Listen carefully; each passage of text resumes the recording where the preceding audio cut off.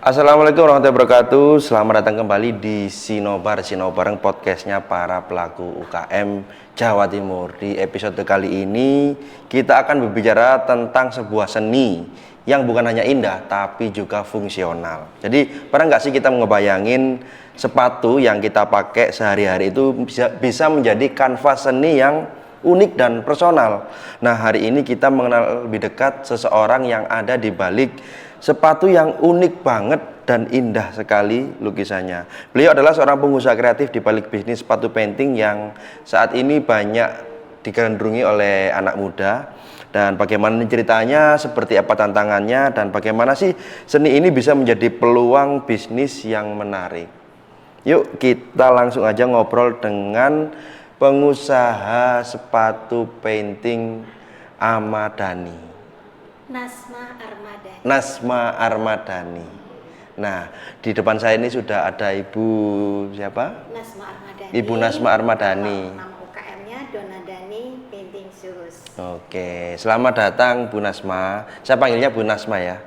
Lebih familiar Dani. Ibu Dani, baik. Selamat datang Bu Dani di podcast Sinobareng. Jadi ini itu podcastnya para pelaku UKM Bu. Kalau pengen mengenalin produknya, cocok nih datang ke podcast ini. Nah, ngomong-ngomong, seperti apa Bu cerita di balik keunikan sepatu painting ini? Bisa diceritakan nggak awal mulanya Ibu Dani ini bisa menggeluti bisnis sepatu painting? Memang pada awalnya itu saya tidak pernah belajar melukis, tidak pernah. Memang kita mulai tahun 92 itu sudah punya toko sepatu, sudah punya usaha sepatu, bikin sepatu. Terus punya toko sepatu di Pasar Turi. 2017 Pasar Turi kebakaran. Nah, terus ada anak ITS jurusan desain mungkin ya, grafis atau apa nggak tahu, waktu itu 2017, 18 itu, kok 18, 2007 ya? 2008 dia datang. Bu, aku carikan sepatu polos gitu. Terus itu awalnya belanja di toko Ibu atau? Kan sudah kebakar Pak. Tapi beliaunya itu kenal gitu loh. Secara personal ya. Soalnya kan ya pelanggan juga mungkin toko saya kan. Jadi hubungin saya, Bu, carikan sepatu kanvas gitu. Saya carikan, dia beli setengah lusin. Saya kan link-link sepatu kan masih ada, meskipun nggak buka toko lagi kan kebakaran itu. Terus dia bikin gambar. Setengah lusin kan 6 ya, cuman laku 2. 4-nya nggak bisa jual dia, kan mahasiswa kan. Terus kembalikan, Bu, titip jualkan. Wah, soro ini. Soro saya nggak ada toko kan. Saya nggak ada toko. Terus kebetulan ada temen, Bu Dani mau tak jaga busana muslim. Nanti tak bayar katanya gitu. Tapi setelah kan jadi SPG kan ceritanya itu, dia bisik-bisik ke orang, itu bosnya Pasar Turi sekarang jadi SPG ku. Luar biasa jadinya. Dari atas turun kan. Pasang surutnya ya Ibu ya. Nol banget itu. Jadi SPG, terus habis itu sepatunya yang 4 biji itu saya taruh di situ. Oh, di depan. Sembunyi-sembunyi, soalnya kan tokonya orang kan. Iya. Ternyata Bu Wilis Afandi waktu itu masih jadi wakil wali kota, melihat itu sepatu lagi happening, itu lagi populer. Kamu buka itu ya, gitu. Terus ya saya kaget, saya nggak pernah melukis. Dapat endorse pejabat lagi ya waktu itu. Saya nggak pernah melukis. Terus bu, kamu dikasih kesempatan, dimarahi gitu. Kamu dikasih kesempatan, harus segera katanya. Gak bisa ngomong saya. Gak pede juga kan ya? Kan gak pernah gambar. Tapi anak saya, ayo mah, kita kan semua dari TK sudah bisa gambar katanya gitu. Terus akhirnya oke lah, anakku si Dona. Si Dona tahun 2019 kemarin meninggal. Nah ini kembali tadi ceritanya lagi yang lain itu. Iya baik. So, yaitu mulai pertama kali saya dan Dona kan gitu. Tahun berapa itu Ibu? 2009. 2009 ya. Makanya Dona Dani itu lahir di tahun 2009. Jadi sudah 15 tahun dari sekarang. Dan 5 tahunnya itu Dona meninggal kan. Oh, sedih sekali. So, Oke. itu ya bukan saya saja yang sedih, tapi pelanggan yang kehilangan sosok kreator ya. Iya, pelanggan juga kan di Instagram itu ada giveaway, ada nggak tahu mereka itu dekat sekali gitu loh. Iya. Ikatan dengan follower dan juga pelanggan di sosial media luar biasa kan dekat ada manajemen dropshippers, apa reseller, Dona yang handle semua kan gitu. Saya tahu beres, mengerjakan. Waktu itu pertama kali gambarnya itu gambar apa? Mobil-mobilan. Oh gitu. Pisang, apel, gampang-gampang gitu. Iya. Tapi laku. Ada ya, ada pasarnya ya ternyata ya. Iya, aku kaget, ya Allah kok laku. Pernah kewalahan nggak Bu ketika waktu peak momennya itu ketika itu? Pernah. Pertama. Gimana itu ceritanya? Kan setelah berjalan ya, terus Grand City pertama kali buka. Oke. Itu luar biasa itu, sampai nolak orderan. Pegawai saya itu waktu itu sampai 7. 7 itu pun masih kewalahan kan gitu. Ya, pertama kali buka Grand City kan berapa ya? Lupa saya. Ya kurang lebih sekitar 2012-an barangkali, karena saya ingat waktu itu masih kuliah sih kalau nggak salah. Nah, back to topic Ibu, ini kan kalau kita berbicara sepatu dan juga dunia fashion lifestyle ini kan biasanya memang banyak sekali orang-orang yang itu secara periodik itu saya itu sebagai pecinta sepatu itu akan memilih sepatu-sepatu yang ikonik. Nah, contohnya ya kayak produknya Dona Doni ini. Nah, gimana sih inspirasi dari Bu Dani ini terkait model-model sepatu itu? Ada nggak? Maksudnya referensinya dari mana, idenya gitu? Kalau gambar-gambarnya itu biasanya customer yang pesan ya. Oh, by order ya, by request gitu ya. Pernah ada customer sampai nunggu di depan saya gini, gambar gini langsung gini. Awalnya dulu pertama-tama gambar di depan customer tuh keringetan gede-gede gitu. Karena grogi. Iya. Karena biasa diajak ngobrol, ya biasa. Medan desainnya itu ya di kanvas sepatu ini ya Bu ya? Iya.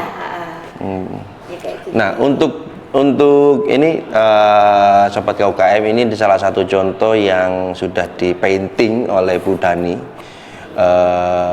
Ini gambar bunga matahari Bu ya. Nah untuk dalam satu kanvas desain ini membutuhkan waktu kurang lebih berapa lama? Dulu waktu awal-awal masih itu biasanya 2 jam bisa jadi. Tapi sekarang entah karena di rumah ya, di rumah itu kreditnya distraktnya banyak. Nah, ini 1 hari baru bisa jadi kan gitu. Jadi tapi kalau sama customer saya bilang 2 hari kan gitu. Oke, jadi untuk misal nih harus sepatu yang berjenis kanvas Bu ya, yang di painting jenengan itu. Nah, berapa Bu harganya kalau yang model kayak gini nih? Kalau yang ini saya agak sungkan juga sih, soalnya ini bestsellernya sekarang ini harganya 550. Kalau dalam skala UKM itu masih terjangkau sih Bu menurut saya ya, karena memang kalau kita berbicara seni itu kan harus ada harga yang dibayar untuk mengapresiasi sebuah karya seni itu kan, sehingga bagi para pecinta seni Sobat KUKM ini memang layak dengan harga segitu. Nah, menurut Bu Dani tantangan apa yang saat ini sedang dialami atau sedang dihadapi dalam bisnis fashion sepatu yang saat ini berjalan? Sekarang kan Dona Dani kan kembali ke titik jenuh. Titik awal gitu ya, balik lagi gitu. Setelah Dona meninggal kan otomatis beberapa tahun saya tidak bisa menggambar. Setiap menggambar menangis kan gitu. Terus mulai lagi ini, ayo anak saya yang kedua itu kan anak pertama ya Dona itu. Anak saya yang kedua setelah jadi narasumber Bekraf, sempat dia jadi ini desain ilustrator. Jadi itu terus mosok sih aku terpuruk terus kan gitu. Kapan bangkitnya gitu ya? Bangkit kan gitu. Terus mulai lagi, wong anakku bisa. Masih ada yang dipikirkan juga kan gitu. Mulai bangkit lagi. Alhamdulillah kok laku terus, masih ibaratnya bikin satu ada lagu, gitu ya. Bikin satu lagu gitu. Berarti kan setelah tahun 2023 kemarin. Itu Inakraf Jakarta. Harga yang semula itu standar ya, sekarang melonjak jadi 550, itu luar biasa saya bilang. Ternyata di Jakarta segitu itu termasuk murah. Terus saya cek di Surabaya, laku. Saya taruh di Siola. Yang di Siola ya? Yang taruh di Siola. Laku. Berarti memang harganya Dona Dhani segitu kan gitu. Itu tes pasarnya segitu. Iya. Mohon maaf nih Bu, berarti kan dengan kehilangan Mbak Dona ya, sosok anak dari Bu Dhani ini, berarti perannya sangat penting sekali ya, Mbak Dona ini. Mungkin yang menemani Ibu dari nol ya. Iya betul. Ini bisa diceritakan proses membersamai produk ini sehingga membuat Ibu sangat terpuruk, iya kan? Namanya juga itu gimana? Anak Pak, itu meninggalnya bukan karena sakit. Meninggalnya waktu itu mungkin ada teman UKM juga sih mungkin yang membuat si Donanya merasa tertekan atau stres. Nggak tahu apa ya. Saya juga nggak ngerti si Donanya gimana kan gitu. Cuman sempat ngomong gini, kamu itu nempel mama terus gitu. Terus akhirnya di tahun-tahun terakhir menjelang kematian Dona itu pisah dari saya. Menjauh gitu. Dia ngambil job MC apa gitu-gitu. Jadi waktu meninggalnya itu MC jam 12 malam pulangnya, lah itu kecelakaan. Nah itu kaget luar biasa. Oke. Kami turut berduka cita Bu ya. Sudah lama. Oke.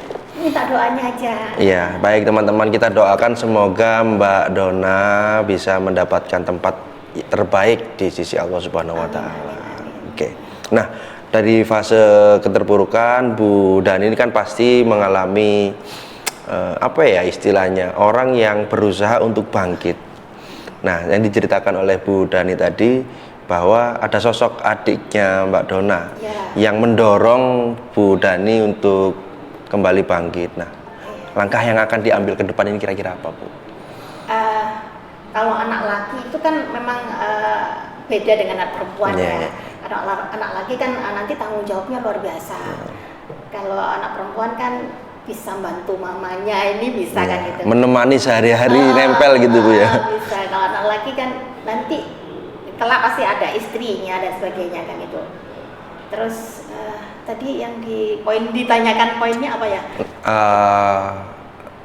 Bagaimana langkah Bu Dhani ke depan dalam membesarkan brand Dona Dhani ini, karena kan tadi Ibu sudah fase mulai dari kebakaran, kemudian tokonya tutup, sampai mungkin ditinggalkan orang yang dicintai, dan mungkin sekarang mencoba untuk bangkit kembali. Nah, langkah yang akan diambil selanjutnya itu kira-kira apa nih? Kebetulan setelah tahun 2023 kemarin Inakraf itu Dona Dhani begitu mengagetkan, menurut saya mengagetkan. Soalnya kan dari ibaratnya slow motion kan, tidak lambat itu kok begini. Terus akhirnya coba-coba daftar ke Akademi Pertamina Akademi gitu. Terus masuk ya? Masuk sampai sekarang. Sampai sekarang. Terus pertama per kelompok ternyata kan kalau per kelompok itu kan ada teman-temannya ya.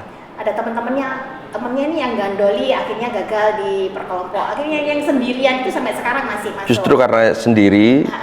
Karena keunikan itu mungkin ya, barangkali ya. Ya, komitmennya itu kan kalau ada Zoom meeting, ada coaching, ikut terus. Dan di situ kan ada pelatihan branding, packaging, terus digital marketing. sampai AI. Terus habis itu iseng-iseng daftar ke Kominfo, masuk lagi. Berarti Dona Dani memang bagus. Iya. Maksudnya produknya, bukan Dona Daninya, produknya memang belum banyak yang menggeluti atau pesaingnya anak-anak yang iseng-iseng aja. Iya. Sehingga daya panjang umurnya nggak lama gitu ya. Nggak seperti yang digeluti benar-benar. Kan dari 2009 sampai sekarang kan termasuk 15 tahun. Iya. Nah, ini sekarang kita berbicara jauh lebih dalam terkait produknya. Jadi memang ini sepatunya produksi sendiri? Sekarang enggak. Oh, dulu sempat berproduksi sendiri ya? Sempat produksi sendiri. Kita sering dibujuki tukang, Pak. Oh gitu, bisa diceritain gimana itu Bu? Ini biar para sobat KUKM yang punya usaha sepatu ini tahu nih modus-modus tukang yang menipu ownernya. Tolong. Mungkin apa nih biasanya? Case-case-nya seperti apa tuh Bu? Kita kan nggak enakan ya sama si tukang-tukang ini. Kan begitu masuk dia kerja, terus habis itu pulang dia dapat upah kan, dapat upah seminggu kan. Gajiannya per minggu. Per minggu pulang dapat upah. Anak saya butuh ini Pak, utang dulu ya. Kasbon. Akhirnya double gajiannya double. Terus dibayar dia datang minta harapan lebih banyak. Hancur itu. Hasilnya QC-nya rusak. Hasilnya kualitasnya kurang bagus. Pertamanya sih bagus, tapi tiap minggu kan utang terus. Untuk nutupi tagihannya tadi dia ngambil oversupply produksi itu tadi ya, sehingga menurunkan kualitas produknya. Jadi banyak misalnya jahitannya harusnya tumpuk 3 cuma jadi cuma 1 biar cepat kan, seperti itu. Wah, jadi itulah teman-teman ya. Salah satu modus ini kalau kata orang Jepang itu Nagasima, Hiroshima, Nagasaki itu hancur karena bom, tapi kalau usaha itu hancur karena bon. Ya gitu Bu ya. Jadi jangan banyak-banyak ngebon teman-teman, nanti kita bisa hancur. Nah, kira-kira Bu, pesan atau saran apa nih untuk para pengusaha muda atau orang yang ingin memulai usaha kreatif agar bisa mempunyai umur yang panjang seperti usaha Dona Dani ini? Continue, terus setia dengan usahanya. Ibaratnya orang cinta, saling mencintai itu akan menghasilkan, suami istri akan menghasilkan anak. Kalau dengan dagangan akan menghasilkan uang. Iya. Seperti itu. Nah, terakhir ini mungkin Bu Dani bisa menginformasikan barangkali ada sobat KUKM atau investor lah yang ingin menanamkan modal berinvestasi di usaha Dona Dani. Kira-kira bisa mengontak di mana? Instagramnya, sosial medianya, atau mungkin nomor personal WhatsApp-nya gitu kira-kira. Kalau WhatsApp-nya 081 703 389. Itu WhatsApp bisnisnya. Terus kalau Instagramnya bisa dilihat di Dona Dani Painting Shoes. Dona Dani Painting Shoes. Baik. TikTok ada TikToknya.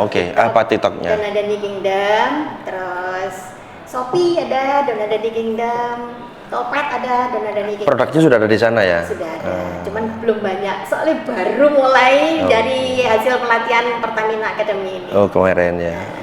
Nanti barangkali produknya bisa ditaruh di bawah Ibu, galeri apa? Dulu di sini ya. Dulu di sini. Terus kebakaran Iya. Karena itu berhenti di situ, terus saya yang ditinggal Dona kan gitu. Baik. Ada pesan dan kesan terakhir Ibu barangkali ingin disampaikan? Jangan semua itu Allah yang menentukan. Jadi yang mempunyai skenario kehidupan kita itu Allah. Jadi tetap istiqomah berusaha, pantang menyerah. Terus Allah akan memberi untuk kita. Luar biasa. Terima kasih Bu Dani atas rawuhnya di sini. Semoga kami di sini semua mendoakan semoga usaha Bu dan ini semakin terbang tinggi, semakin berkembang, melebarkan sayap dan mempermudah membuka lapangan pekerjaan bagi orang-orang sekitarnya. Sehingga tujuan orang berusaha itu kan pasti ingin bermanfaat bagi banyak orang. Salah satu asas kebermanfaatannya yaitu bisa membuka lapangan pekerjaan bagi lingkungan yang ada di sekitar. Nah, terima kasih sudah hadir di sini Bu Dani. Jargonnya Dona Dani. Oh ya, silakan. Show up yourself. Show up yourself. Jadi tampilkan dirimu semaksimal mungkin agar dunia melihatmu. Luar biasa. Baik, terima kasih Sobat KUKM. Sampai ketemu lagi di episode Sinobar Sering Sharing Podcast selanjutnya. Saya Aji Pratama dan di samping saya Ibu Dani. Terima kasih.